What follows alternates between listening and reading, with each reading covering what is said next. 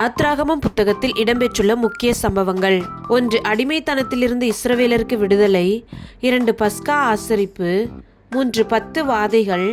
4. இஸ்ரவேலரின் பயணங்களும் அற்புதங்களும். 5. தேவனுடைய கட்டளைகள். 6. தேவனை தொழுது கொள்ள ஆசரிப்பு கூடாரம். இந்த பதிவில் அடிமைத்தனத்திலிருந்து இஸ்ரவேலருக்கு விடுதலை என்ற தலைப்பை குறித்து பார்ப்போம்.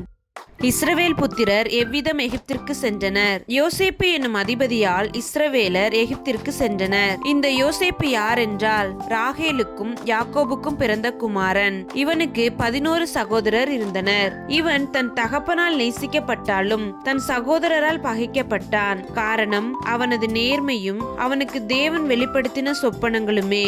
இருந்தாலும் யோசேப்பு தன் சகோதரரை நேசித்தான். ஒரு நாள் யாக்கோபு ஆடுகளை மேய்த்து கொண்டிருந்த தன் குமாரருக்கு உணவுகளை கொண்டு செல்ல யோசேப்பிடம் கூறிய போது, யோசேப்பும் தன் தகப்பனுக்கு கீழ்ப்படிந்து உணவுகளை எடுத்துக்கொண்டு போனான். அந்த சமயத்தில்தான் யோசேப்பு தன் சகோதரரால் இஸ்மவேலர் கையில் 20 வெள்ளிக்காசுக்கு விற்கப்பட்டான்.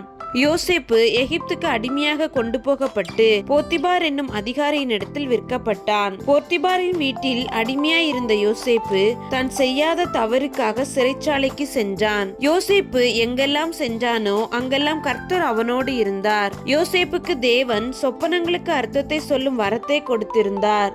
யோசேப்பு தேவன் தனக்கு கொடுத்த வரத்தை வீணாக்காமல் தன்னோடு சிறைச்சாலையில் இருந்த பார்வோனின் பிரதானிகளுக்கு உதவி செய்தான். இதன் மூலம் பார்வோனுடைய சொப்பனங்களுக்கு அர்த்தத்தை கூறி பஞ்ச காலத்தில் எகிப்து தேசத்திற்கே அதிபதியானான். இந்த பஞ்ச காலத்தில் தான் யோசேப்பு தன்னுடைய தகப்பன் குடும்பத்தார் கானானில் பசியினால் வருந்துவார்கள் என்று சொல்லி அவர்களை எகிப்திற்கு வருவித்தான். இதுவே இஸ்ரவேல் புத்திரர் எகிப்திற்கு வந்த வரலாறு.